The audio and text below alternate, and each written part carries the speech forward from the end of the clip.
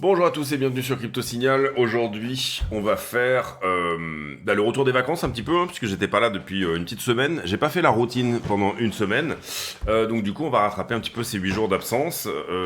Ça va être assez rapide quand même. On va essayer de passer sur un certain nombre de choses. On va faire le point, bien sûr, sur tout le fondamental, toutes les news qui sont sorties depuis une petite semaine également sur Bitcoin, refaire les niveaux, revoir un petit peu où on en est sur la liquidité, etc. Ça a pas mal bougé depuis, donc vous allez voir que ça va être assez intéressant de reprendre un petit peu, ça va être une reprise assez intéressante. Allez, c'est parti pour l'intro.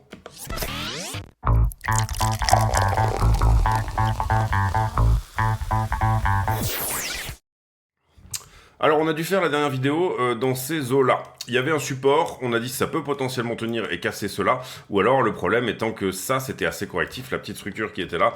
Donc on avait dit, attention, ça pue quand même un petit peu le 105 000, je me rappelle exactement. On avait montré ici à la baisse quels étaient les niveaux qui pouvaient éventuellement tenir. Ici, vous voyez 3-5 minutes en bleu, un 1 minute en dernier ressort qui a été touché du coup en 1 minute, et puis également les supports 1 heure, etc. Donc on peut déjà mettre tout ça à jour au sens où ce support 1 heure là est perdu. J'aurais tendance moi à venir le mettre ici parce que je trouve que c'est un niveau intéressant. On est là en time frame 1 heure, donc on peut le placer dans ces eaux là. On va en revanche essayer de bien le mettre. Et il est plutôt ici, et ça manque de touchette malheureusement, donc on devra le mettre en 4. Derrière, où est-ce qu'on a un niveau 1 heure qui a de l'intérêt en support? Ce serait plutôt par ici, d'accord. Donc on va prendre celui-là. Le 4 heures qui est là était perdu également, on va le rediriger. Il a l'air d'être loin, donc on va l'effacer là. On va se remettre en 4 heures ici. Et je pense que pour le coup, c'est là qu'on a quelque chose d'intéressant en 4 heures, effectivement, autour de ce niveau-là. Donc ça c'est pas mal. Si vous comprenez rien à ce que je dis sur les niveaux, donc c'est une technique de price action, hein, les niveaux, vous pouvez aller voir en fin de vidéo tout le tuto qui vous explique un petit peu toute cette histoire de ce qu'on appelle des hold level, ou en français des niveaux. Ce sont des niveaux avec leur temporalité, c'est-à-dire que vous avez un chiffre, vous jouez autant l'abscisse que l'ordonnée, au sens où vous jouez effectivement, on va dire le prix dans ce sens-là, mais également dans ce sens-là, le temps. Le temps est extrêmement important en trading, j'ai fait toute une vidéo là-dessus, au travers de ce qu'on peut avoir même en ligne de tendance, qui finalement sont des supports qui varient en fonction du temps, hein, on peut le dire comme ça. Mais voilà, toute cette partie de trader le temps est extrêmement importante également, parce que en crypto, elle vous donne l'idée d'un concept de prise de liquidité ou non. Si je vais aller passer énormément de temps sous un niveau et casser un niveau, donc le hard closer, à savoir faire une ouverture clôture en dessous de ce niveau, du coup, ça veut dire qu'on est vraiment dans quelque chose de tendanciel. Au niveau sentiment, on va dire que c'est très mauvais, on s'installe en dessous d'un niveau. En revanche, ce qui est plutôt boule, c'est d'aller dessous et de revenir tout de suite, de vraiment faire très peu de temps. Ça veut dire que dans le carnet d'ordre, vous êtes racheté extrêmement rapidement. Ça veut dire que dans le sentiment, c'est extrêmement bon, au sens où les institutions vont plutôt aller chercher de l'achat dans des zones où finalement il y avait des stops de retail, c'est-à-dire dans des zones où il y avait et des stops et des liquidations de retail, sous-entendu là actuellement, plutôt venir vendre dans des zones d'achat forcé, les shorters, les liquidations des shorters, et plutôt venir acheter dans des zones de vente forcée, à savoir les liquidations des longueurs. C'est ce que font les institutions.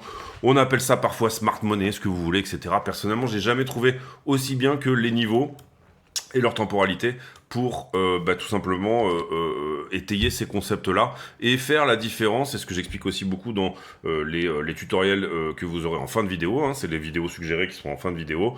C'est ce que j'explique beaucoup, c'est-à-dire cette idée de alterner entre le chartisme, qui va être un directionnel très fort. Par exemple, je pousse, je fais une correction qui ressemble à un flag, qui ressemble à un drapeau, et ensuite je refais la même impulsion, par exemple. Ça, c'est très directionnel, c'est très facile, mais ça marche très bien.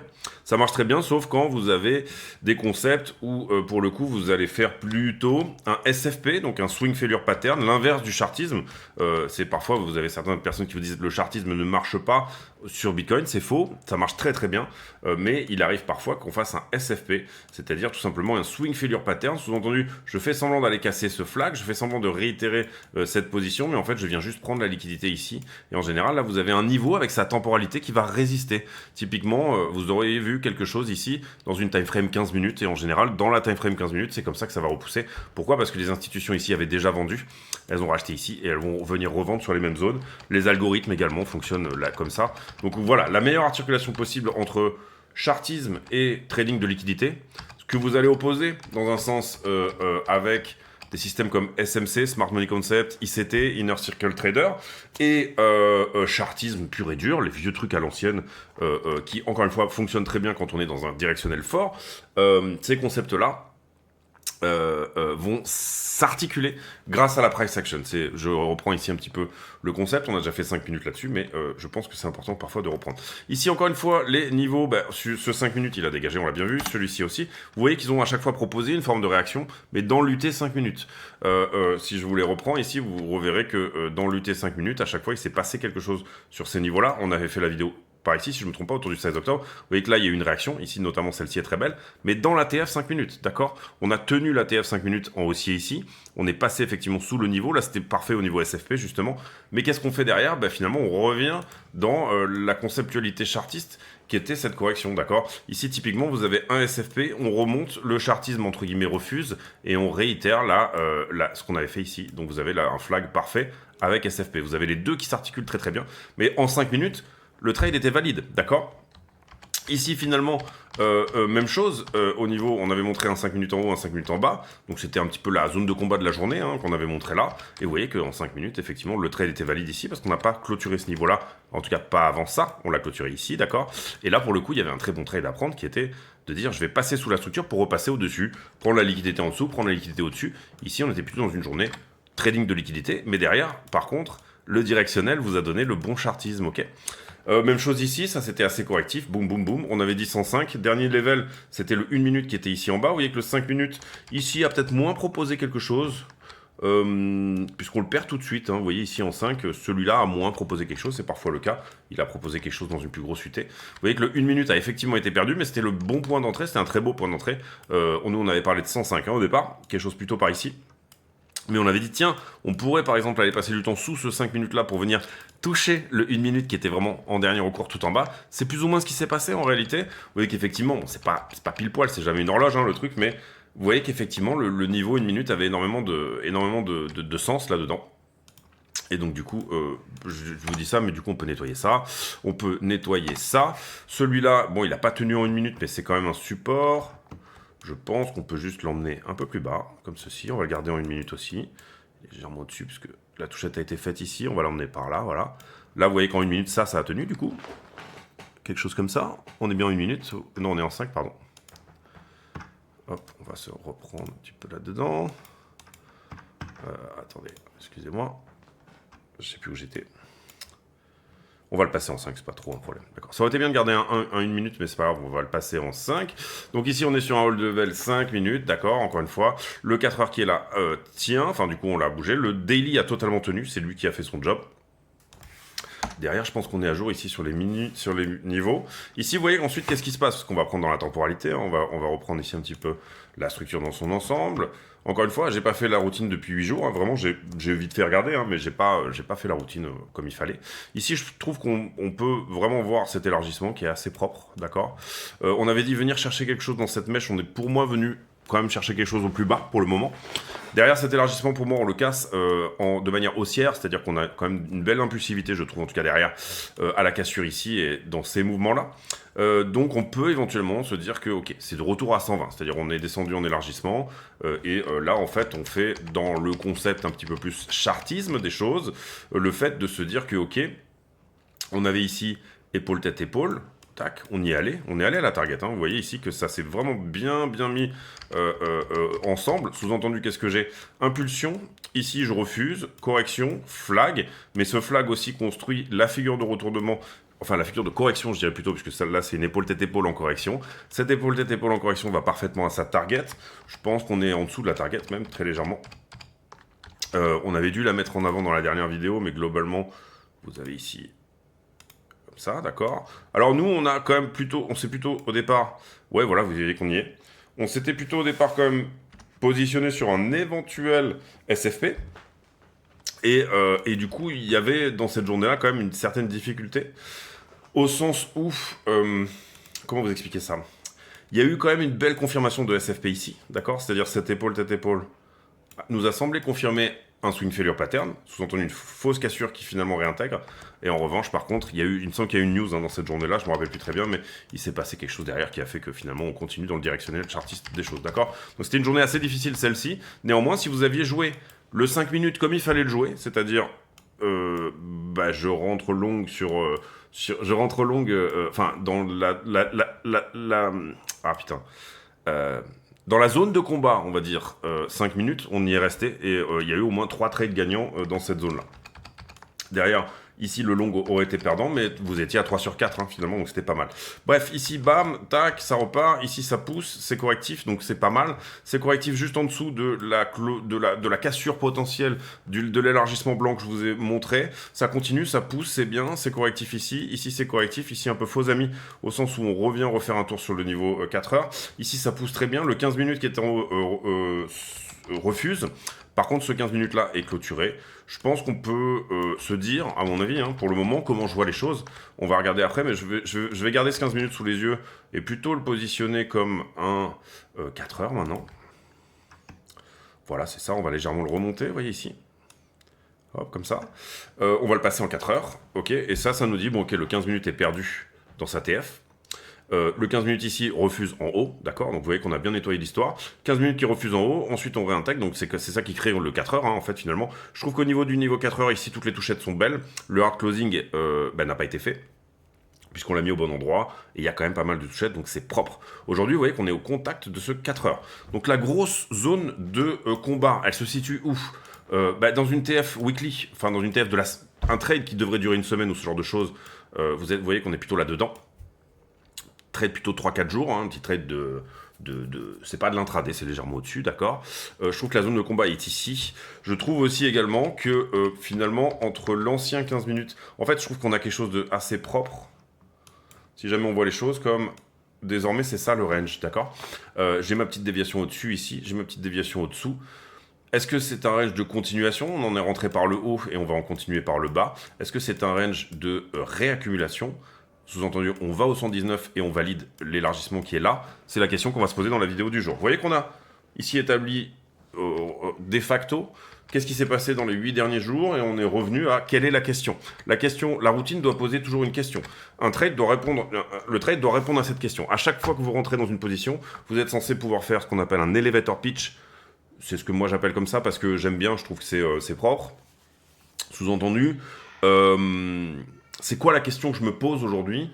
Et si je devais rentrer dans un trade, quelle serait la question à laquelle il répondrait? Et donc je vais utiliser finalement l'analyse technique, fondamentale et sentiment pour répondre à une question. Et je vais répondre à cette question-là avec un trade. C'est-à-dire je vais avoir la possibilité de dire, bon ok, je pense qu'on va dans ce sens-là et je pense que tel scénario va se réaliser. Mon scénario privilégié étant ceci ou cela. Et donc du coup, c'est pour ça que je rentre en trade. Ici, vous voyez qu'on avait un très joli momentum qui finalement a été perdu. Donc on est obligé de finalement le diminuer, le repartir dans une diminution un peu plus importante.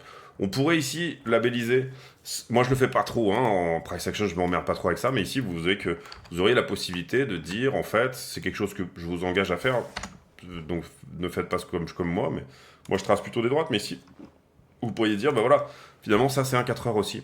Ce 4 heures là, avec le même code couleur, ce 4 heures là, si jamais il est perdu et hard closé dans sa temporalité, aura été cassé. Personnellement moi j'évite parce que déjà, les rayons, en fait, font des charts dégueulasses. C'est-à-dire que... Enfin, j'évite, mais voilà. Mais c'est un truc que je vous engage à faire aussi également. Donner une temporalité, éventuellement, à vos lignes de tendance, vos trends, appelez-les comme vous voulez. Puisque, je le répète, l'idée de ce genre de trend, c'est simplement de trader aussi le temps, à la fois le prix, ici, en abscisse, le temps en ordonnée, et ici, vous avez cette idée qu'un certain momentum s'est installé. Si jamais je hard close ce momentum, si jamais je le perds, ça me donne une information également dans son UT, d'accord?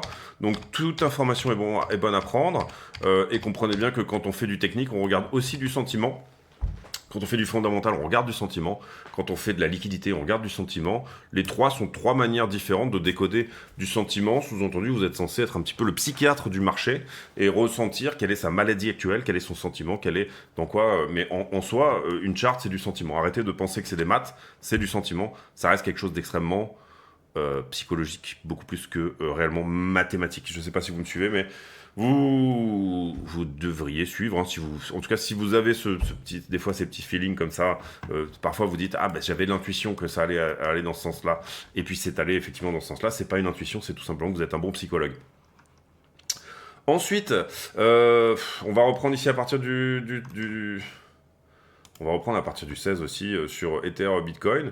D'une certaine manière, on voit que le niveau ici du bas a été perdu autour du 10. Je sais pas pourquoi on l'a gardé, puisque c'est plus du tout d'actualité. Qu'est-ce qu'il fait là, ce niveau? Je ne sais pas.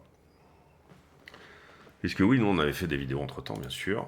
Donc ça, c'est perdu tout à fait. On est plutôt sur cette vallée. Ici, pareil, en price action, hein, les vallées et les pics sont des choses assez importantes. On est plutôt sur cette vallée qui tient le mouvement. Effectivement, ça dégueule un petit peu sous le flag ici. Si jamais ça, c'est un flag, ça dégueule dessous. Est-ce que c'est juste un accident de marché? Je vous expliquais juste à l'instant que les trends pouvaient avoir une temporalité également. Et vous voyez que là, si on avait libellé cette trend ici, qu'on appellera le bas d'une accumulation, le bas d'une distribution, pardon. Parce que ça, c'est une distribution, ça baisse, d'accord? Ça, c'est une distribution, ça, c'est une accumulation, d'accord? Donc là, on est sur le bas d'une distribution. Et ici, c'est une trendline distributive, ok? Donc le bas et le haut ont des fonctionnalités différentes. Quand je vais vous parler d'une accumulation en trend, ça sera ce qui est sous une tendance haussière. Quand je vais vous parler d'une distribution en trend, ça sera ce qui est au-dessus d'une tendance baissière. Donc ici, cette vallée fonctionne très bien pour protéger le reste du mouvement. Le reste du mouvement est haussier. Pour le moment, ce mouvement tient, entre guillemets, dans sa TF. On a aussi la trend ici, la vieille rouge. Là, on est vraiment sur, je trouve, un endroit où il y a déjà eu beaucoup de volume de fait. Si on arrive à s'installer au-dessus, passer au-dessus des 0,37, c'est plutôt une très bonne chose. Vous voyez que ça voudrait dire... En gros, péter une résistance, hein, on peut aussi le dire comme ça.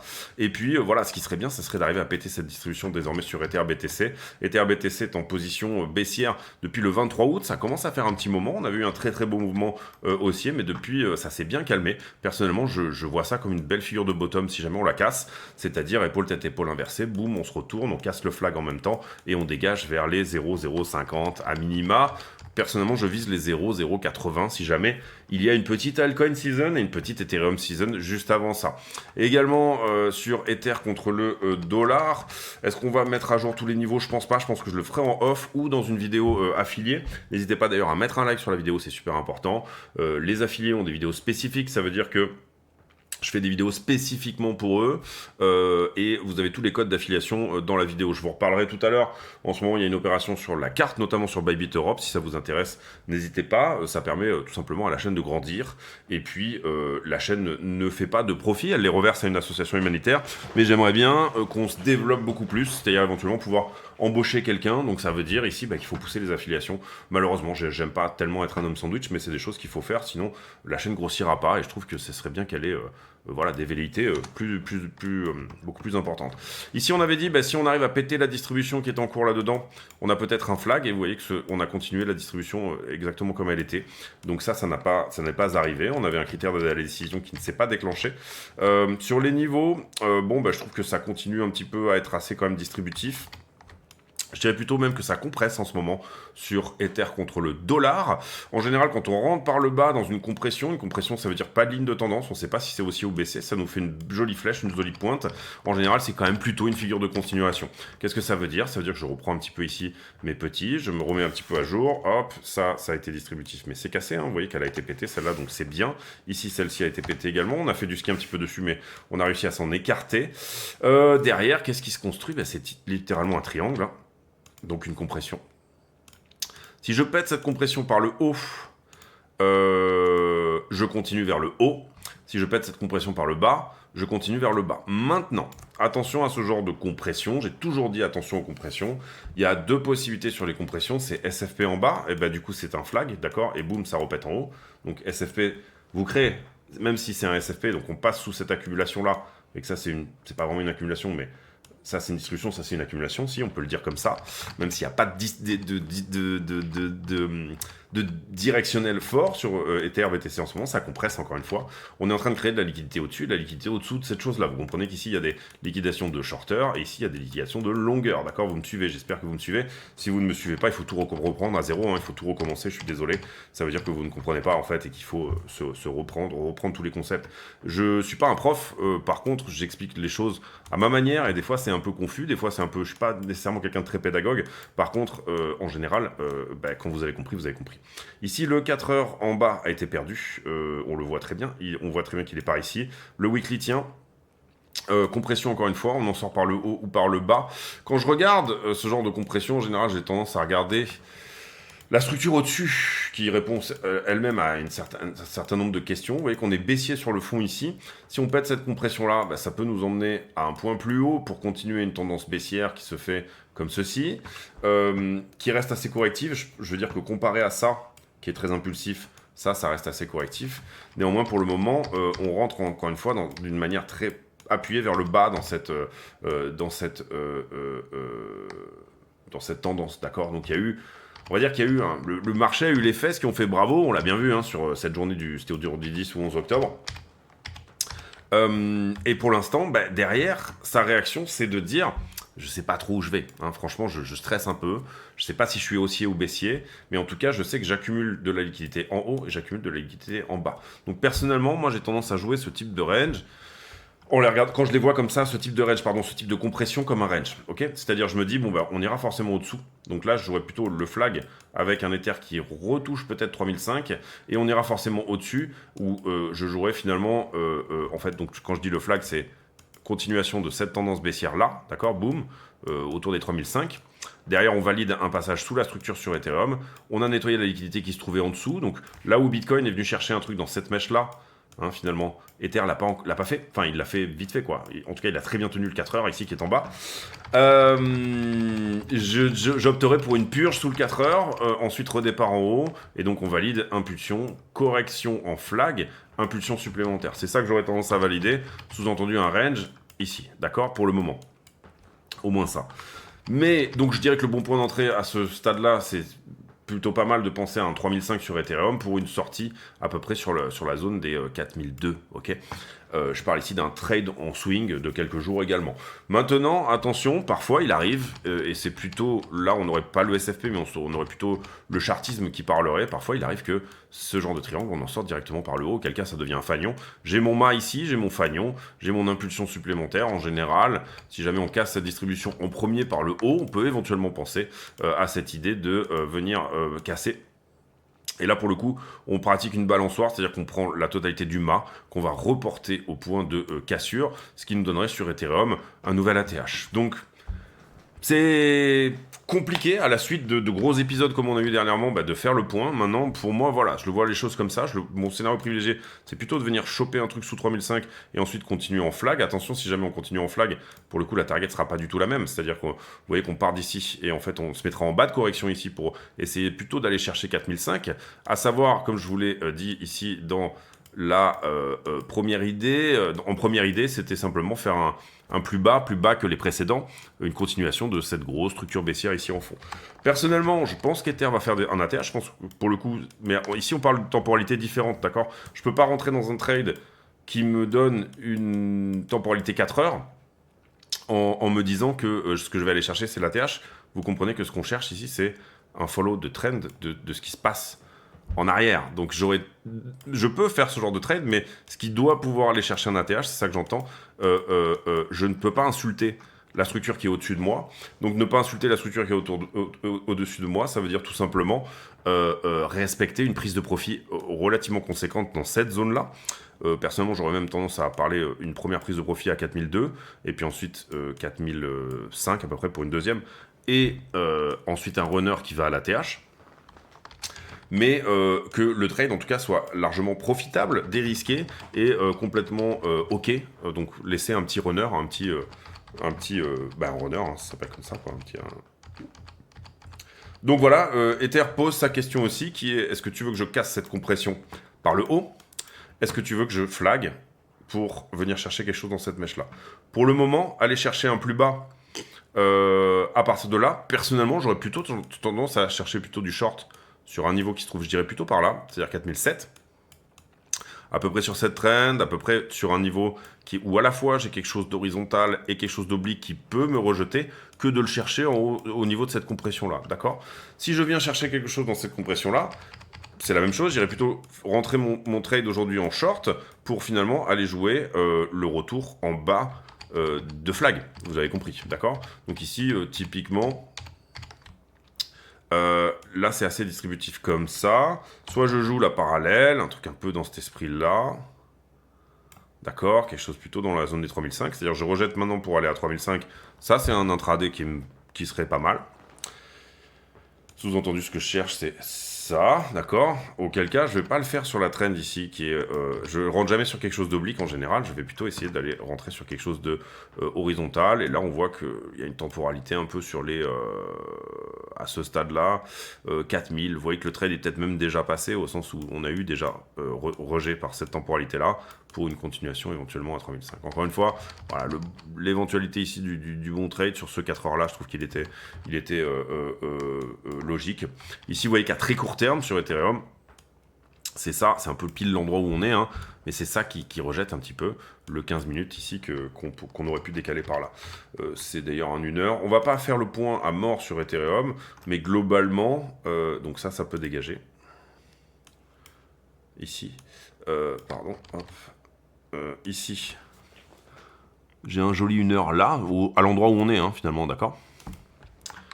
Ici, ça peut dégager aussi. Hop, j'ai effacé le 1 heure.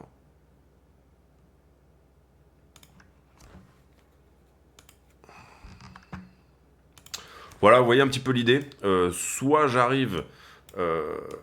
et si je regarde dans la time frame un peu plus petite, je trouve, hein, après, vous me dites si je me trompe, mais voilà, je trouve que ça, c'est plutôt impulsif. Et ça, c'est plutôt correctif. D'accord? Donc, en l'occurrence, gérer l'idée d'un retour à 3005 se gère plutôt pas mal, sauf si la seule condition pour qu'on n'y aille pas, c'est qu'on accélère un petit peu qu'on tienne déjà ce momentum, mais en plus qu'on l'accélère. Et vous voyez ici que pour le coup, donc quand je vous disais impulsion, correction, impulsion, ça voudrait dire un retour à minima autour des 3006. Si on perd cette accumulation-là, c'est plus ou moins ce qu'on peut viser sans problème. Quelque chose comme ça, voilà. 3619, c'est assez propre. En revanche, si on casse, etc., bah, ce que vous avez finalement, c'est quoi? C'est votre structure de retournement. Voilà, on peut le voir de plein de manières différentes, mais globalement, vous avez un joli ici, déjà W, d'accord, qui est larvé. Vous avez un beau niveau 4 heures qui tient. Vous avez voilà, des choses qui peuvent se mettre en place éventuellement. Donc voilà, pour moi, scénario privilégié quand je vois un peu, là, je vois un peu la gueule du machin, je me dis plutôt ça, 3006, 3005, quelque chose dans la mèche ici, on passe sous la structure, on vient purger un petit peu toutes ces longues, d'accord, pour ensuite finalement faire une fausse cassure baissière, enfin ce que je veux dire c'est plutôt, voilà, se construire sur quelque chose un peu paralléloïde comme ça, et puis casser vers le haut pour venir revisiter un point plus bas que le plus haut précédent, enfin on a déjà tout expliqué. Voilà comment je vois les choses. Alors attention, autant quelque part BTC propose aussi un petit peu ce scénario de je suis impulsif, je suis correctif, je suis impulsif.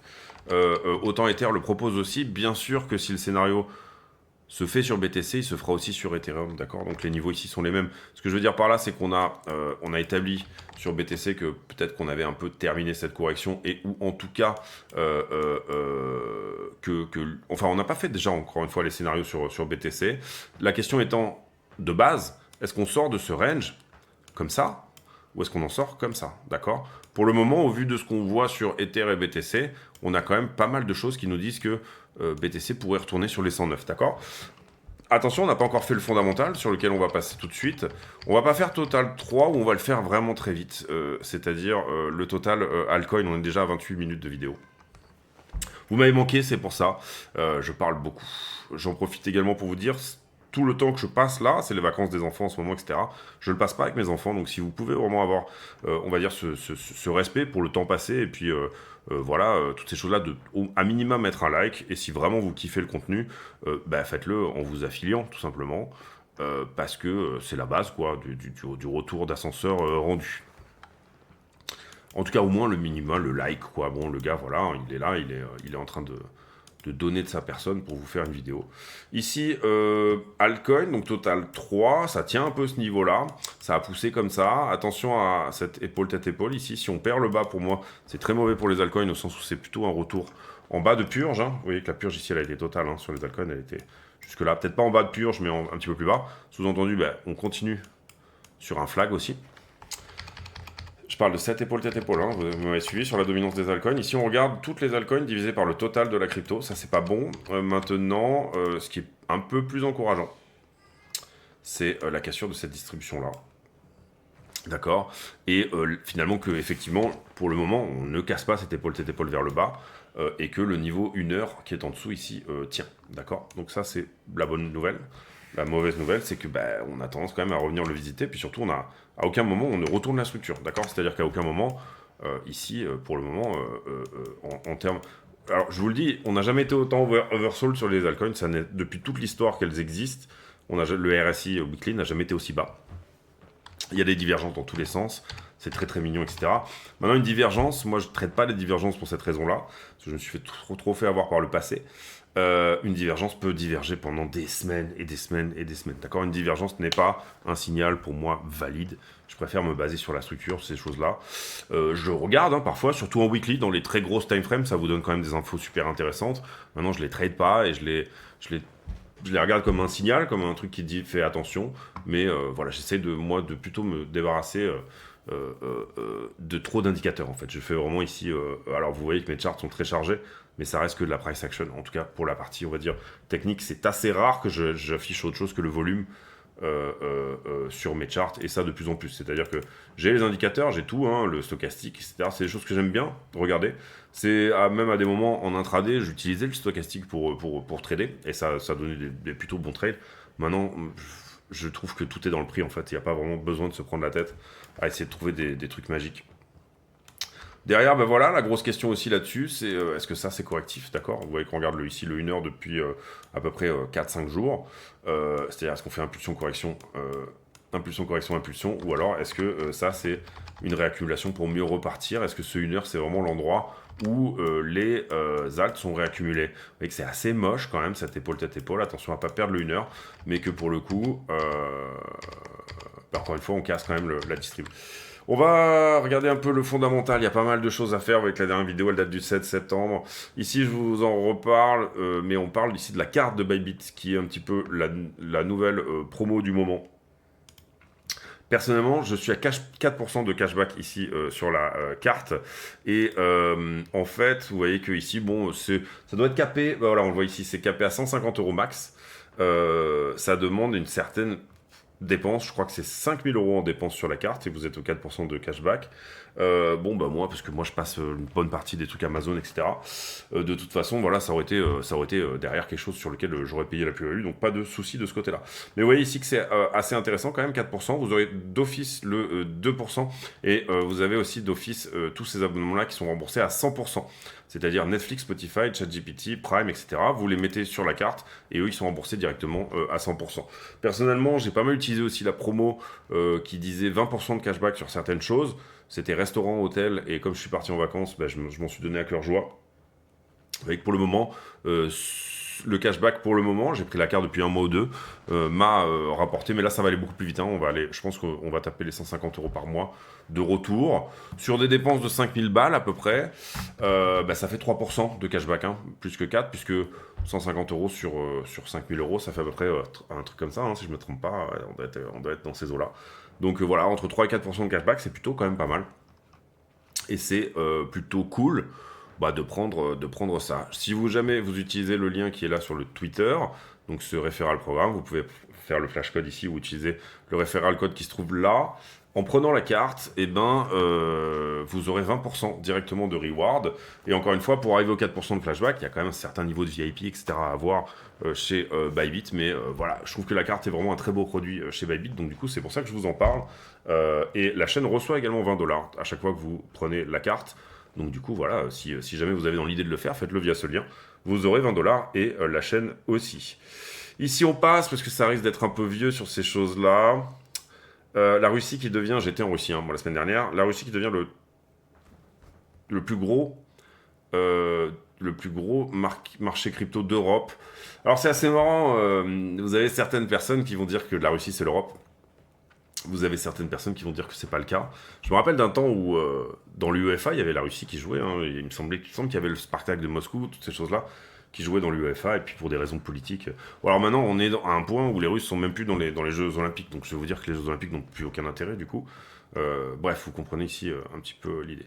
L'argent qui touche des all-time. On va passer ici assez rapidement sur toutes les blagues un petit peu. Ici, vous aurez compris que la chaîne est totalement pro-russe, ou en tout cas assez dubitative sur ce qui se passe actuellement dans le monde, d'une certaine manière générale. Donc n'hésitez pas à vous désabonner si ça vous plaît pas, tout simplement. Parce que juste sur cette chose-là, il n'y a pas de souci. Moi, je fais la chaîne qui me ressemble. J'ai pas envie de faire la chaîne qui fait plaisir à tout le monde. Donc du coup... voilà, si vraiment ça vous gêne, n'hésitez pas. Mais vous entendrez toujours des propos assez pro-russes sur cette chaîne. Ici, on voit la domination écrasante quand même et ça depuis 2008. Vous voyez que la crise aux États-Unis en 2008, on est là. Vous voyez que les marchés sont plutôt ensemble. Il y a quelque chose de plutôt émergent au niveau des marchés. Il y a quelque chose au niveau des marchés, quelque chose qui est tout aussi bon dans les marchés émergents, donc Asie plus ou moins, qu'en Europe, etc. Tout le monde se casse la gueule en même temps. Mais depuis 2008, tout le monde s'est fait fumer. C'est-à-dire que c'est nous qui avons payé cette crise européenne. L'Europe a payé totalement la crise des subprimes aux États-Unis en 2008. Et ça, elle le paye elle le paye toujours. Et vous voyez ici la manière d'écraser en market capitalisation tout le reste. Il faut savoir également que les États-Unis, depuis lors, ont multiplié je crois que c'est 10% par an en termes de masse monétaire, si je ne me trompe pas. Là où l'Europe a dû faire 4 ou 5, d'accord. Donc ils ont dégueulé du dollar, si vous préférez, pour acheter de l'obligation, etc. Pour le coup, les États-Unis sont passés en mode quantitative easing à mort, et finalement, endettement à mort, hein, 37 trillions de dettes, on le sait, peut-être même 38 à l'heure actuelle. Je sais que le dernier trillion a été le plus rapidement accumulé hors crise Covid. Le dernier trillion là qu'on a fait là, à cause du service de la dette, hein, tout simplement, à cause de combien ça coûte de payer cette fameuse dette, a été complètement frénétique, alors que les dépenses en face, vous comprenez qu'on est en shutdown, d'accord. Donc on arrive à un moment où il va y avoir un petit souci à un moment. Ici, on passe... Gros bug chez Amazon Web Services, hein, qui nous a bien montré à quel point on était totalement dépendant de tout ça. Truc du Louvre, David Sachs qui met pression un peu sur le Sénat. David Sachs, c'est la personne qui s'occupe des cryptos. Élection d'un nouveau Premier ministre au Japon. La France qui reconnaît en fait, c'est l'histoire avec Zion, ça, qui va peut-être être acheté par Marathon, encore que je pense que ça va pas se faire, cette histoire.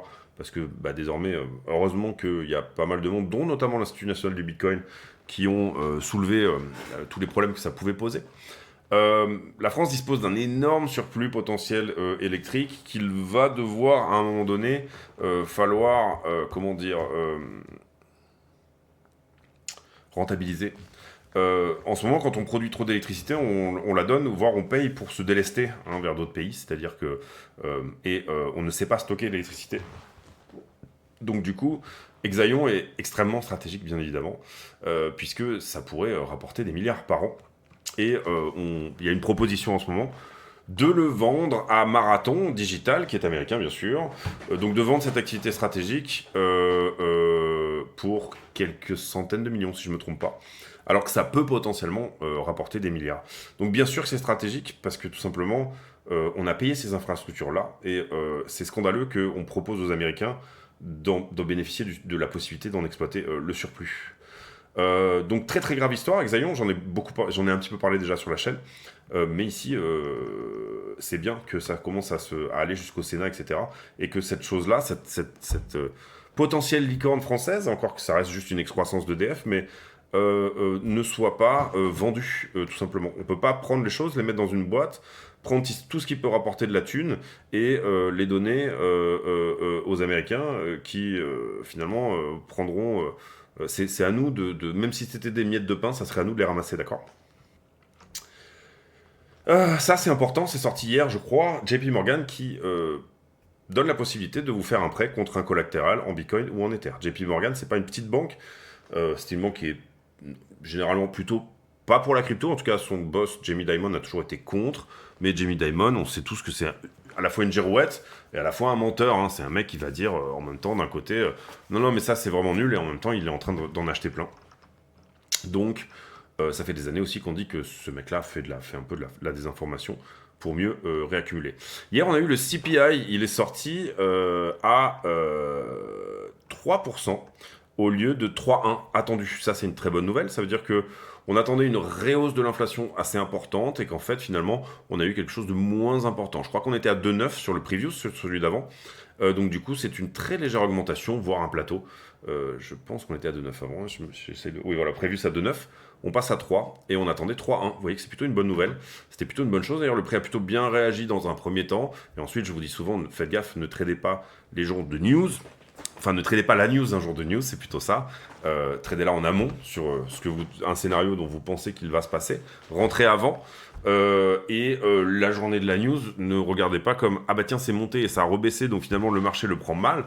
Non, c'est simplement qu'on est venu chercher les longues sous le marché pour ensuite, parce que ça tendanciellement c'est plutôt un trade qui va durer un mois, donc c'est bien qu'on ait nettoyé un peu les longues de la journée, hein. On a mis sous l'eau ceux qui ont tradé la news justement pour ensuite venir acheter leur liquidation, et les institutions se sont probablement positionnées sur des time frames un peu plus longues. Ici, ce qui m'intéressait, c'était, je vous invite à aller voir éventuellement les mouvements de CPI en months over months, où on voit qu'on a finalement en months over months réaugmenté un petit peu, et que là on est plutôt dans une tendance de diminution très légère, donc ça c'est plutôt une bonne chose. Et puis surtout quand on enlève l'énergie et la food, donc le core CPI, vous voyez que là pour le coup je trouve qu'on avait un plateau et on est plutôt descendu à 0,2, donc c'est plutôt pas mal. Je trouve que cette info sur l'inflation est plutôt bonne, et en fait ce que ça va nous donner, c'est on a un CPI dans 3-4 jours, ça va nous donner probablement une baisse des taux, et pour le coup ça peut ouvrir la porte à une baisse des taux plus importante que ce que le marché était éventuellement en train de pricer. Désolé, hein, je suis très complet, mais parce que pour le coup, on n'a pas fait de vidéo depuis 8 jours, donc je fais ma routine en même temps, et en même temps que je vous la commente. Vous voyez que actuellement on est à 4,425, et le marché pense qu'on va pour le coup baisser le 29 octobre, donc ça va être dans 4 jours. On a 98% du marché qui pense qu'on sera à 25 points de base à la baisse. Ça veut dire que ça a augmenté depuis je pense qu'on était plutôt... J'arrive pas à voir là, mais... 400, oui, au current, on était à 3 ou 4%, un peu plus hier, et avant-hier, on était...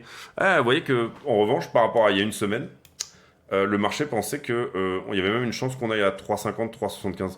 Personnellement, je pense qu'il va donner 50 points de base cette fois-ci, et je pense que surveiller sur le CME Group, sur ce sondage-là, mais je pense que pour le coup, ça va assez rapidement donner les possibilités que Powell aille à 50 points de base et en donner un peu plus. Je pense que dans 4 jours, on sera plutôt autour des 30% qui penseront qu'il va donner 50, et voilà. Mais je pense qu'il peut donner 50 pour le coup. Voilà, on est en shutdown, faut pas l'oublier, tout le monde a tendance à l'oublier, mais on est quand même en shutdown, on est toujours en shutdown, je pensais pas qu'il allait durer aussi longtemps, on va en parler aussi tout à l'heure, vous allez voir. Derrière, on passe là-dessus, Wall Street Journal, décidément assez peu d'intérêt. Pourquoi les stablecoins vont faire sauter les banques? Je pense que ça a assez peu d'intérêt aussi de lire ça. Quand la vitesse tu la rends, la guerre du... Oui, bon, il y a un petit peu d'intérêt, mais on va passer là-dessus. Allez voir cet article si jamais ça vous dit.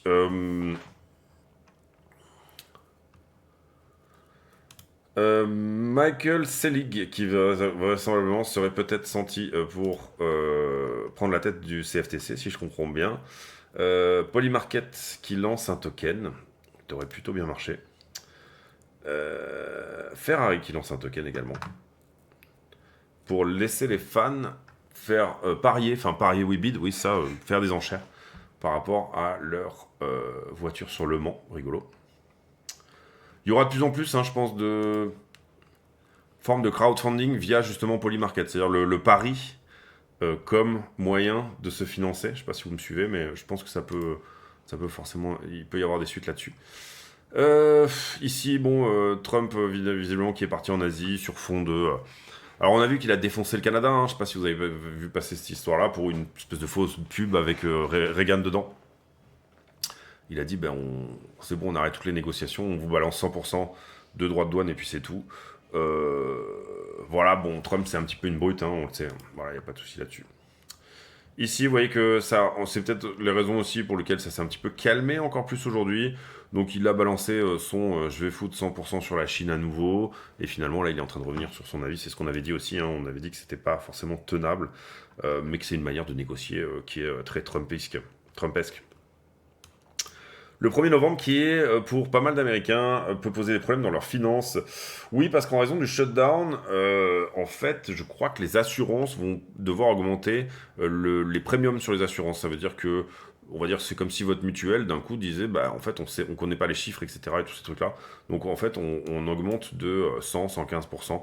C'est-à-dire que là où, avant, vous payiez votre mutuelle dans les 888 dollars, et ben, finalement, vous allez la payer 2 fois plus en 2026 en raison du shutdown. Donc du coup, il est possible que ça pousse un certain... Parce que le shutdown n'est pas forcément ni populaire ni impopulaire, mais là pour le coup, si jamais ça ne se fait pas, si jamais le shutdown ne s'arrête pas avant le 1er novembre, ça risque de provoquer de l'impopularité au niveau des classes moyennes et des petites classes. Donc du coup, bah, ça nous dirait que peut-être le shutdown va se terminer dans les 6 prochains jours et ou avant le prochain FOMC par exemple. On verra si c'est le cas. Moi, personnellement, j'avais tablé sur fin de semaine dernière pour la fin du shutdown et ça n'est pas arrivé. Donc, du coup, vous voyez, je me suis lamentablement trompé, en tout cas sur cette prédiction-là. Vous l'aurez compris, aucun problème avec ça. On avait fait un scénario et puis voilà, on n'était pas nécessairement en train de trader. On n'a pas tradé cette histoire, si vous préférez. On sentait que ça pouvait s'arrêter assez vite. Pour le moment, les votes sont plutôt collés, hein, c'est-à-dire que à chaque fois qu'on vote pour la fin du shutdown, ça se joue à 3-4 voix. Décision du FOMC, ce sera le 29, donc ce mercredi qui arrive. Attention, on aura le GDP si le shutdown est prononcé, hein, d'ici là. On aura le PIB américain dans la même semaine et on aura le PCE. Du coup, ce shutdown, si jamais il s'arrête là, peut nous donner 3 jours coup sur coup énormément d'informations, de data économique, d'accord. Donc FOMC, on l'a dit, possibilité de 50 points de base, on va voir, pour le moment le marché vote 25, donc de toute façon, a priori, il semblerait qu'on aura 25, sinon ça serait un petit peu la cata. Ensuite, les liquidations sur la journée d'hier, on va pas retourner sur les liquidations de très peu, 155 millions c'est très peu, on est plutôt à des journées à 500 millions en ce moment, bon le prix a peut-être aussi vachement pas évolué en fait, et puis... BTC qui liquide plutôt du short et Bitcoin qui liquide plutôt du long. Les sommes sont vraiment infimes, hein. On n'a pas eu trop de mouvement encore une fois sur la journée d'hier. Les niveaux, alors là ça va être un petit peu long. Pour les marchés en levier, on va essayer de faire rapide quand même. Ici vous voyez que plutôt du long c'est bon, ça va ensemble. Derrière on est plutôt shorté mais c'est liquidé derrière. Ici ça va ensemble, ici ça va ensemble, ici ça va ensemble. Ce que je regarde, quand je dis ça va ensemble, c'est le prix et le funding. Ici ça va ensemble, ici ça marche plutôt ensemble aussi. Ici il y a une petite divergence, donc on est très légèrement short au-dessus de ça, d'accord. Ici, donc là on a parlé de cette divergence, en tout cas au moins sur le début. Derrière ça va plutôt ensemble. Là on est longué là-dessus, d'accord, donc on va mettre un niveau là aussi. Ici, il y avait pas mal de shorts, mais on est venu les chercher. Ici, il y a eu énormément de longues, donc on va garder ce niveau-là en 2 pixels, 106 pour être éventuellement revisité. Derrière, ça va à contrario, vous le voyez ici, donc on était shorté jusque là. Et on a été fortement longué ici, d'accord. Donc ce que j'ai, en fait, c'est quelque chose là, en 1 pixel. Et j'ai quelque chose là, en 1 pixel aussi. Ok. Derrière, ça va à contrario. Donc je suis un peu shorté sur le long. Donc on peut passer celui-là en 2 pics. Puisqu'il y a du monde. Ok. Et puis ensuite, bah, c'est tout. Ça va ensemble après sur la fin. Ouais, ok. Un peu dubitatif sur le 2 pixels, peut-être sur le... Parce que là, ça va quand même pas mal ensemble. Non, sur la montée ici, clairement, on a un prix qui monte, un funding qui descend. Ok, au niveau open interest, on est un peu aux fraises. Hein. Vous voyez que depuis l'épisode de liquidation, et on parle ici que de Bitcoin, on était à 34 milliards, On a quand même liquidé un peu de monde sur Bitcoin aussi, hein. On a surtout liquidé sur les autres, mais on a aussi liquidé du monde sur Bitcoin. Vous voyez qu'on est un peu en crabe, dans une zone où on réitère pas les 10 milliards d'open interest, ils n'ont jamais été récupérés. Donc attention, je dirais que BTC intéresse un peu moins depuis ce gros épisode volatile. Il y a peut-être moins d'intérêt de la part des gros traders et des institutions. Chat échaudé craint l'eau froide, hein, comme on pourrait dire. Mais attention à ça. Derrière, ensuite, et après on va clôturer assez rapidement cette vidéo, parce qu'on c'est déjà une vidéo qui est assez longue quand même. Bah, vous voyez 106, que je disais être quand même un point important en liquidation. On manque de liquidité intermédiaire jusqu'à 109 pour faire le lien, mais à 106, il y a un bel endroit à venir chercher. Et en revanche, à la vente, pas mal de choses jusqu'à 115. Sur la weekly, vous voyez aussi que d'habitude, on a beaucoup plus de jaune hein, sur une weekly, 7 jours glissants. Et vous voyez ce manque d'open interest, hein, clairement, qui est assez évocateur aussi. Sur Ether, bon, 3000, on a parlé de 3006, vous voyez que c'est cohérent avec la weekly. La heatmap, hein, ici, ce qu'on regarde, c'est où sont les liquidations hein, des gens, où ont pu rentrer les gens et où est-ce que sont leurs liquidations. Et à l'inverse, venir à vendre sur la zone des... On a dit aussi 4002 serait peut-être un endroit où ça pourrait refuser. C'est plutôt 4119 ici qui nous montre que... donc la question sur Ether, c'est est-ce que je passe sous la structure et je reviens me ressourcer là où on s'est déjà ressourcé hein, finalement. Donc là, il y a eu quand même pas mal d'achats de fait, vous le voyez ici dans ces endroits de liquidation, qui derrière ont été vendus, il n'y a pas de souci ici, hein, dans les zones cacadois également. Hein, on voit ici le trade sur Ether, il était assez évident. Et à contrario, sur toujours la 7 jours, on voit que pour le moment, on colle plutôt à cette idée d'aller éventuellement vendre plus haut. Maintenant, vous voyez qu'on a assez peu rechargé. Mais il y a sûrement des choses... On parle ici de la weekly parce que c'est la plus intéressante en termes de heatmap. J'en ai beaucoup parlé ici hein, dernièrement aussi, mais... En gros, c'est là où la majorité des traders se trouvent. Je dirais que les leviers, en général, sont quand même plutôt des positions qu'on va pas tenir pendant des années non plus. Moi, c'est mon cas. Hein. Moi, j'ai des positions en levier qui tiennent depuis déjà... parce que en ce moment, le funding est faible, donc c'est gratuit, en fait, de garder du crédit. Donc, je trouve qu'il ne faut pas hésiter à garder une position en levier, des runners à aller très vite, etc. Vous allez voir que quand le funding va se retrouver dans des positions beaucoup plus importantes, vous réfléchissez beaucoup plus vite parce que vous voyez, le montant du coût du crédit a augmenté beaucoup plus vite. Donc, ça vous fait réfléchir à tenir des runners pendant très longtemps. Là, en ce moment, c'est gratos. Donc, c'est comme si vous aviez, entre guillemets... le levier, c'est un crédit. Le levier est un crédit. Hein, c'est pas du tout un outil pour augmenter son capital ou quoi que ce soit. Mais bon, quand on vous donne de l'argent gratuit, moi, je le prends. Et faites attention à ne pas considérer le levier comme autre chose qu'un crédit, hein. C'est vraiment important pour le coup. Alors, pour revenir ici et faire la conclusion sur cette vidéo, la question étant sur Ethereum Bitcoin, est-ce qu'on fait ça déjà? Ça c'est la première chose. La deuxième chose est, je pense pas qu'on fasse ça sur Ethereum Bitcoin si Bitcoin est baissier. Hein. On est bien d'accord, si on perd le range dont on avait parlé, la question, vous vous rappelez de la question qu'on s'est posée en début de vidéo, si on perd le range par le bas, m'étonnerait que ici on considère plutôt que Ether Bitcoin va continuer son canal baissier, d'accord. Cela dit, si on veut casser ça et casser la structure, hein, vous voyez ici, ça nous donnerait une magnifique épaule, tête, épaule en figure de bottom. Encore qu'elle serait peut-être même un peu plus planchée. Si elle est penchée comme ça, c'est pas moche non plus, hein, d'accord. Épaule, tête, épaule, et boum, et là on casse comme ça, d'accord. Qu'est-ce que ça veut dire? J'avais une structure qui était baissière. Et en fait, cette structure annonce finalement le break-off structure ici. Vous comprenez ici que là, ma structure, elle passe haussière, d'accord. On passe sur autre chose. Et puis, la continuation de structure éventuelle. Derrière, voilà. Donc ça, c'est une grosse question. Est-ce que je fais confiance plutôt à ça sur Ether BTC, c'est-à-dire impulsion, correction, impulsion, et je vois pas trop les choses se mettre en place comme ça. Et vous voyez que derrière, ça ouvre la porte, on va dire, à un retour assez simple au 0,40. Dans quel cas, ça ne nous dirait pas... Je dirais que ça annoncerait pas forcément 3006 sur Ether, d'accord. Ce qu'on a vu dans la liquidité comme étant quelque chose d'assez cohérent, hein, on est bien d'accord avec ça. Le flag dont on a parlé ici, comme en regardant la structure étant quelque chose de plutôt propre, est assez cohérent aussi quand même, je trouve. Donc je dirais que sur Ether Bitcoin, c'est la perte de cette cette accumulation-là qui doit nous donner le signal. Okay, le critère de la décision pour moi sur Ether, il est là. Je perds cette accumulation-là, je n'accélère pas mon momentum étant cette ligne de tendance, cette accumulation-là, d'accord. Cette accumulation-là qui me semble corrective, je ne veux pas la perdre et je veux en plus qu'elle accélère, d'accord. C'est-à-dire qu'elle me donne une jolie parabole, hein, d'accord. Et là, on a un prix qui flash et on a une sortie de cet endroit-là, et on a une liquidation des shorts qui sont ici. D'accord. L'idée étant à minima de venir là, c'est-à-dire 4004, On a vu que, attention à 4100, sur lequel on a pas mal de liquidité qui est garée. Donc ça va être une zone à la fois...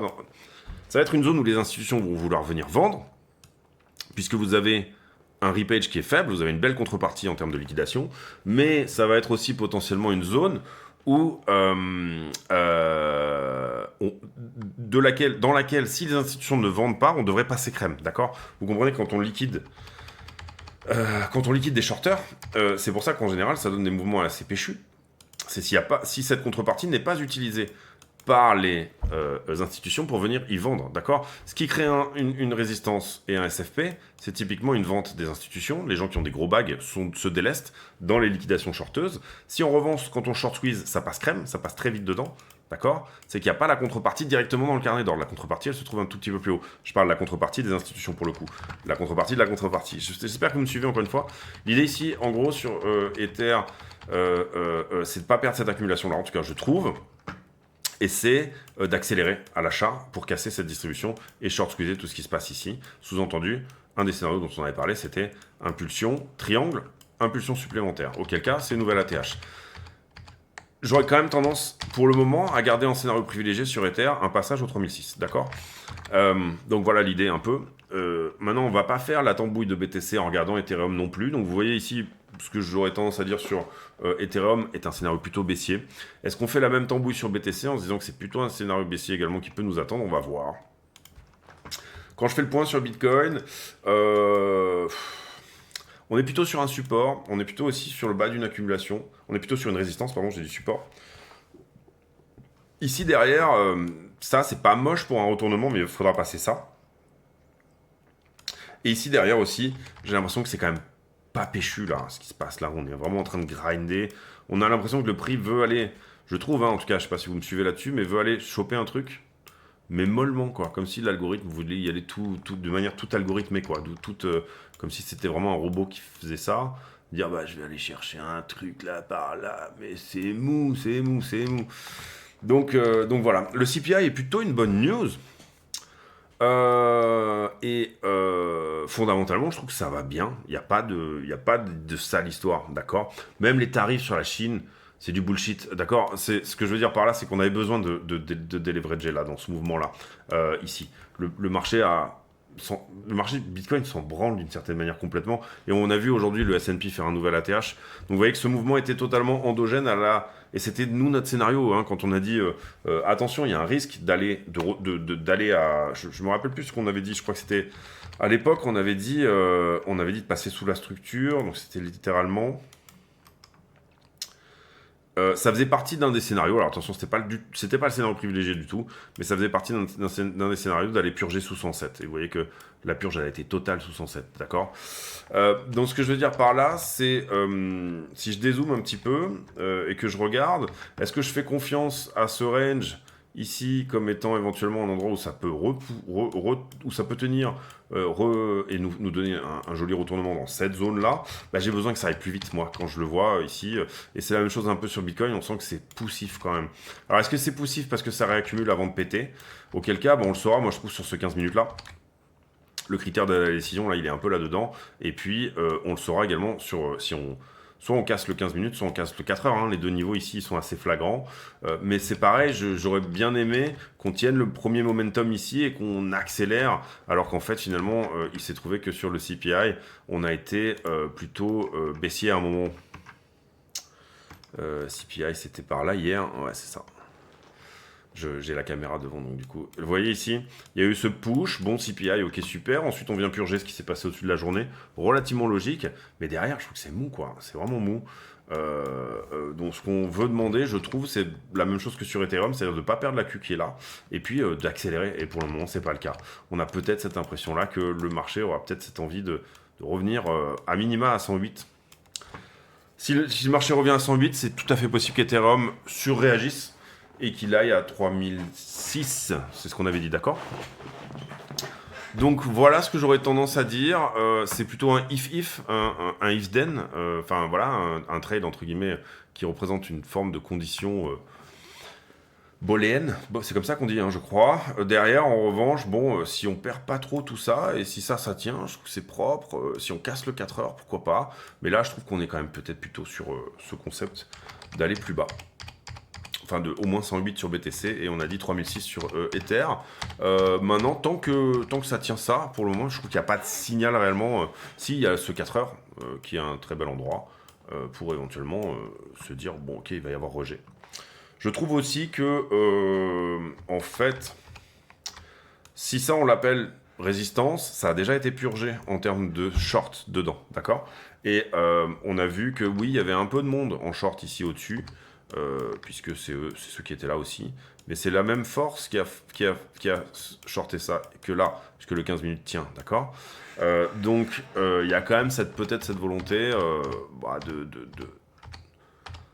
En fait, voilà, à la question du début de la vidéo, c'est est-ce que ce range-là est un range, on a parlé d'un range, donc à peu près comme ça, d'accord? Est-ce que c'est un range de réaccumulation ou de distribution?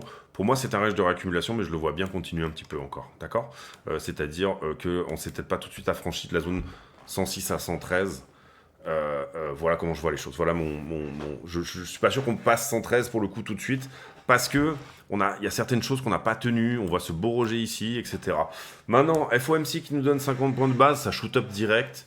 Des rumeurs comme quoi ça va donner 50 points de base, ça shoot up direct. Des rumeurs de fin de shutdown, ça shoot up direct. Des rumeurs de fin de problème entre la Chine et les États-Unis, ça shoot up direct. En soi, le marché est sur les starting blocks pour éventuellement nous donner un joli mouvement à 120, mais pour le moment, il lui manque la news, d'accord? Et la news, tant qu'on ne l'a pas, pour moi, c'est ça, d'accord? Et si la news se met en place, bah, de toute façon, c'est shoot-up direct, d'accord? En revanche, voilà, mauvaise news, aucun problème à revenir retravailler, je dirais principalement le 1 heure qui est là, c'est-à-dire 106, et vous voyez que 106 correspond également à la liquidité weekly, ce qui est normal, parce qu'en fait, en soi, on pourrait juste regarder le prix et se dire qu'il y a quelque chose ici, d'accord? Je vous parlais tout à l'heure de cette idée de price action uniquement, et de pas aller chercher midi à 14h, de se dire, bon, bah, ce support-là doit être d'une certaine manière purgé parce qu'on a larvé au-dessus pendant un certain temps, ça veut dire qu'il y a du monde. Ici, on ne fait que le vérifier avec iBlock, mais en soi, en réalité, on n'aurait pas besoin de regarder toutes ces choses-là. Enfin, les liquidations, moi j'aime bien, j'adore moi les regarder parce qu'elles donnent des points d'entrée un peu pixels. Mais en soi, on voit très bien que voilà, c'est soit ça, et auquel cas c'est retour bas de range, hein, tout simplement, même si on purge un peu dessous, c'est pas trop un problème. Et puis, soit ça également. Est-ce que Bitcoin est aussi, d'une certaine manière, en train de compresser, tout autant que, on va dire, Ethereum? D'une certaine manière, oui. On le voit ici comme ça, avec éventuellement ça à casser si on veut casser quelque chose, et ça à ne pas perdre si on ne veut pas perdre quelque chose, d'accord? C'est un peu le même concept ici que ce qu'on a montré également sur BTC. Donc, la question étant ici, est-ce qu'on va aller là? C'est-à-dire, est-ce qu'on confirme la target de cet élargissement en descente ici et 120? Pour moi, oui. Pour moi, il faut couvrir cette imbalance, il faut aller venir chercher quelque chose dans ce pic. Ce pic doit... Je trouve qu'ici, il y a un goût d'inachevé, hein, on s'arrête un peu au milieu. Vous voyez, il y a un goût d'inachevé, en tout cas, moi, je trouve. Derrière, venir chercher quelque chose dans une imbalance pour reprendre autre chose dans une autre imbalance est un concept assez souvent évoqué dans notamment le système ICT, hein, par exemple, pour ceux qui connaissent bien. Je rentre dans une imbalance pour sortir dans une autre imbalance. Donc, je rentre dans une mèche pour aller sortir dans une price delivery, c'est assez souvent ce qui se fait. Donc, à la question, est-ce que c'est un range de réaccumulation ou de distribution? Je dirais un range de réaccumulation. Je ne pense pas qu'on va perdre le bas ici. Pour le moment, je ne vois pas du tout ce concept d'aller perdre les 100 000. Mais pourquoi pas, hein, après, ça reste possible. Je pense que si on vient perdre 100 000, pour moi, on retouchera 120 avant. Déjà, c'est plutôt ces choses-là que j'aurais tendance à dire. Et puis ensuite, c'est plutôt un range de réaccumulation, mais je vois bien une jambe supplémentaire, encore une leg à 106. Pour ensuite nous donner la news, le truc, le machin. On va voir, et encore une fois, si ça casse en haut, je suis content. Personnellement, je rentre de vacances là, donc j'ai pas de trade en cours. J'en ai un petit qui traîne depuis cette période-là, qui était un long, et vous rappelle qu'ici on en avait coupé la moitié, c'est-à-dire qu'on était très, très légèrement en profit, et on avait dit ça pue un peu, donc on va couper la moitié de ce trade. Ce trade a été sous l'eau, c'est un trade au spot, en margin sur Bybit Europe, donc il y a un petit emprunt derrière, mais c'est pas du tout un... Comment dire, c'est un spot margin, c'est pas du tout un trade où il y a des possibilités d'être liquidé, en tout cas, la somme est sciemment choisie si jamais on allait à une liquidation. C'est un trade en X3, donc levier 3, c'était un trade extrêmement large. Je pense qu'on va revenir sur des choses plus intraday et un peu plus violentes. En termes de levier, dès qu'on aura repris un peu le... D'accord, il faut... Quand on rentre de vacances comme ça, je trouve qu'il faut se donner un petit peu de temps pour se remettre un petit peu dans le concept. Il ne faut pas se jeter tout de suite sur l'envie d'avoir des trades en cours. Je sais qu'il y a des gens sur lesquels ça peut être parfois un peu... Il faut faire très attention à ça, hein, d'ailleurs. Addictif, hein, le trading peut être quelque chose d'addictif parce que il y a la dopamine qui va derrière, il y a toutes ces choses-là, c'est très important. Mais derrière, je trouve qu'il faut vraiment avoir parfois la conscience de dire je vais rester un peu sur le côté, je vais regarder un peu comment ça se passe, et puis je vais m'y remettre tranquillement, d'accord. Il n'y a pas de souci à le faire comme ça. Voilà pour cette vidéo de reprise, les amis, j'espère qu'elle vous aura plu. Je vous ai donné pour moi tous les tenants et les aboutissants. Qu'est-ce qui m'aide à me dire qu'on va plutôt dans ce sens-là ou dans tel autre sens? Quel est mon scénario privilégié? Tant et si bien qu'on a évoqué un petit peu tout le champ des possibles, donc on est prêt à les assumer si jamais ils arrivent, et à éventuellement du coup sniper des entrées, parce qu'on aura pensé avant que cette chose se réalise, la potentialité qu'elle se réalise. Je pense que demain on reprendra beaucoup de choses sur la dominance, voir où on en est un petit peu là-dessus et tout, etc. Et puis sur l'aspect... je pense que demain, on va travailler l'aspect de dominance et risk-on, risk-off également. Je n'aurai pas le temps de faire une vidéo affiliée aujourd'hui, mais j'en ferai une demain. Puisque aujourd'hui, j'ai de la famille, etc. Donc voilà, c'est des choses que je reprendrai plutôt demain. On se retrouve demain pour une nouvelle vidéo, les amis. J'ai pour habitude en fin de vidéo de poser une question à la con. Ça me permet de regarder qui a regardé la vidéo jusqu'au bout d'une certaine manière déjà. Et puis ça me permet de vous connaître un peu mieux, de converser de choses et d'autres. Et la question du jour sera... Tiens, est-ce que vous savez sauter à la corde? J'ai ça sur mon bureau, parce qu'il faut que je le range. Mais voilà, moi c'est un truc que je fais beaucoup, parce que c'est un gain de temps énorme, je déteste courir. Et voilà, moi j'adore sauter à la corde, c'est vraiment un truc pour le coup, je trouve que ça fait du cardio, en même temps ça bosse le haut du corps, le bas du corps, parce qu'il faut la faire tourner la corde, hein, surtout des cordes un peu lourdes comme ça. Il faut quand même y aller. Et puis si c'est bien fait, avec un bel amorti, etc., il n'y a aucun danger pour les genoux ou quoi que ce soit. Question de merde, hein, mais c'est le but de la question à la con, hein, c'est d'être une question à la con. On va voir un petit peu comment se positionne un peu le prix dans ce cadre-là. Et encore une fois, voilà, on va bien suivre, de pas trop perdre ça. Vous voyez qu'il y a une toute petite accélération hein, aussi ici du momentum. Il faut vraiment que ça pousse plus. Il faut que ça vienne casser ça. Faute de quoi, sinon c'est plutôt ici qu'on se retrouve, d'accord? Voilà comment je vois les choses. Allez, portez-vous bien, à demain. Vidéo un peu longue, j'en conviens, mais finalement, est-ce que c'était du temps perdu? Dites-moi dans les commentaires si vous trouvez que c'était trop long. Je pense que c'est peut-être un petit peu long, 1h10 quand même, pour le coup. Mais il fallait qu'on reprenne un petit peu hein, le truc. Et puis du coup, je trouve qu'on a développé quand même des choses un peu techniques aussi, hein, de l'apprentissage dans ces vidéos-là. Et autant que vous, je suis quelqu'un qui aime apprendre. Et pour le coup, parfois... pouvoir dire des concepts, pouvoir lâcher des concepts comme ça et les expliquer, permettre de mieux les intégrer soi-même, hein, d'une certaine manière. On va voir où ça va encore une fois. Tenez-vous bien, portez-vous bien. On se retrouve demain pour une nouvelle. À ciao, bonsoir.